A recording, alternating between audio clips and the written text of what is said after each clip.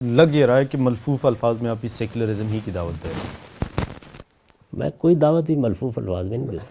نہیں پہلے اس کلیئر کریں سر, مجھے تو لگ رہا ہے کہ آپ بالکل سیکولرزم والی بات کہی ہے آپ نے, تو آپ بھائی میں نہ سیکولرزم کا قائل ہوں نہ اسلامزم کا قائل ہوں, میں کسی ازم کا قائل نہیں ہوں. میرے نزدیک کسی ریاست کے ساتھ جب آپ کسی نظریت کو وابستہ کرتے ہیں لازمی طور پر استبداد پیدا ہو جاتا ہے.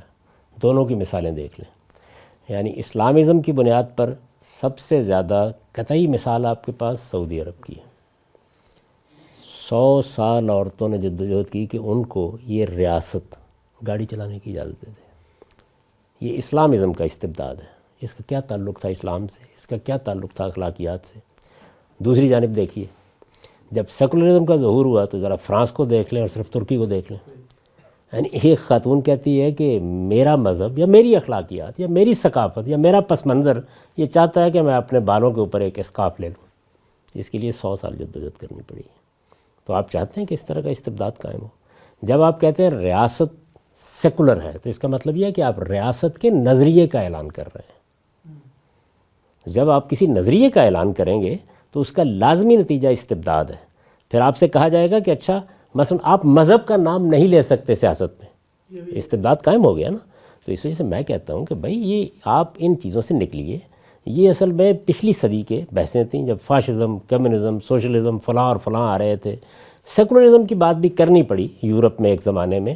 اس کی وجہ یہ ہے کہ مسیحی چرچ کا استبداد قائم تھا. اس میں دنیا کیا ہے, دنیا کے تقاضے کیا ہیں, یہ پس پش ڈال دیے جاتے. سیکولرزم ہے کیا حقیقت میں؟ یہ ہے کہ بھائی دنیا میں بھی کچھ رہنا ہے, اس کے بھی کچھ معاملات کرنے ہیں. یہ تو اس کی پھر ایک سیاسی تحلیل ہے کہ ریاست کو مذہب سے کوئی تعلق نہیں ہوگا. میں یہ کہتا ہوں ان میں سے کچھ بھی کہنے کی ضرورت نہیں ہے. یعنی آپ نے ایک انتظامی وحدت قائم کر دی, جمہوری اصولوں پر اس کا نظم چلائیے, اور یہ بات طے ہے کہ وہاں رہنے والے تمام لوگ جتنے بھی ہیں کسی بھی مذہب, رنگ, نسل سے تعلق رکھتے ہیں, برابر کے شہری ہیں. سر آپ کہیں افراد کے رویوں کو ازم کے رویوں کے ساتھ منسلک تو نہیں کر رہے ہیں؟ مطلب حجاب کا مسئلہ فرانس میں ہوا ہے, باقی جو سیکولر کنٹریز ہیں ان میں تو بڑی آزادی ہے.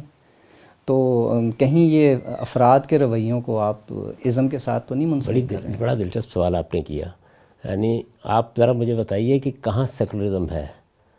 یعنی برطانیہ ایک مسیحی ریاست ہے, امریکہ ایک مسیحی ریاست ہے.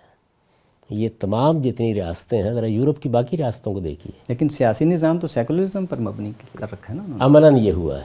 میں بھی وہی کہہ رہا ہوں کہ عملاً کیا ہوگا جب آپ نے جمہوری اصول کو تسلیم کر لیا, مذہبی ریاست قائم نہیں کی, کسی ازم کو لوگوں پر مسلط نہیں کیا, اور آپ نے یہ مان لیا, تو لازمی نتیجے کے طور پر یہ ہوگا کہ جو کچھ آپ سیکولرزم سے حاصل کرنا چاہتے ہیں ہو جائے گا. وہ حاصل کیا کرنا چاہتے ہیں اچھے پہلو سے دیکھیے, یہ کہ لوگوں پر ریاست کی طرف سے کوئی استبداد قائم نہ کیا جائے. یہی چاہتے ہیں نا. تمام مذاہب کے لیے یکساں اپنی بات کہنے کی آزادی ہو, بات کرنے کی آزادی ہو, کوئی حاکم نہ ہو, کوئی محکوم نہ ہو. تو یہ تو بالکل بنیادی اصول ہے. میں اس کو بہت سے اخلاقی تقاضوں کے لحاظ سے مسلمہ بنا دوں گا. اس کے لیے کیا ضرورت ہے کہنے کی؟ جو سیکولرزم کو بطور ایک اصول کے اختیار کیا ہے جن ملکوں نے, ان میں لازماً استبداد پیدا ہوا ہے. یہ جتنی یورپ کی ریاستیں ہیں سب کی سب اپنا مذہبی پس منظر رکھتی ہیں. ان میں جو بادشاہ سلامت ہیں یا ملکہ عالیہ ہیں وہ اصل میں چرچ کی نمائندہ ہیں. خود امریکہ کا معاملہ یہی ہے. امریکہ کا تو نوٹ اعلان کر رہا ہے.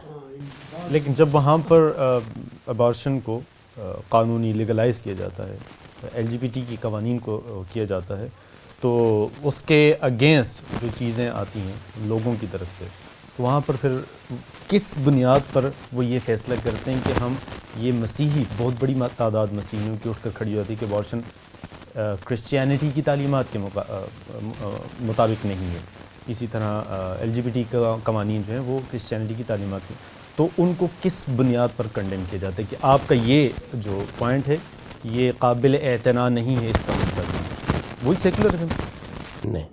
دیکھیے بات یہ ہے کہ اگر کسی جگہ پر مسیحی لوگوں کی اکثریت ہے اور وہ یہ کہتے ہیں کہ ہم اپنے لیے کوئی قانون بنانا چاہتے ہیں, تو کس جمہوری اصول پر آپ ان کو روکیں گے؟ یہ جو مثالیں آپ نے دی ہیں وہ لوگوں پر کوئی چیز مسلط کرنے کی نہیں ہیں, لوگوں پر پابندی نہ لگانے کی مثالیں ہیں.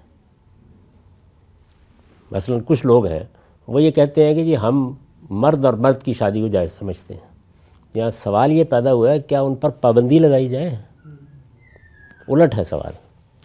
جب آپ کسی ازم کو لے کے چلتے ہیں تو ازم اصل میں دوسروں پر اپنا استبداد ڈالنے کا نام ہے. تو اگر فرض کر لیجئے ایک ریاست قائم کی گئی ہے، جس ریاست کو آپ نے قومی ریاست کے طور پر منظم کیا ہے، وہاں پر لوگ رہتے ہیں، ہر مذہب کے، ہر نقطہ نظر کے ماننے والے ہیں، تو ان میں وہ بھی تو ہوں گے جو خدا کو نہیں مانتے.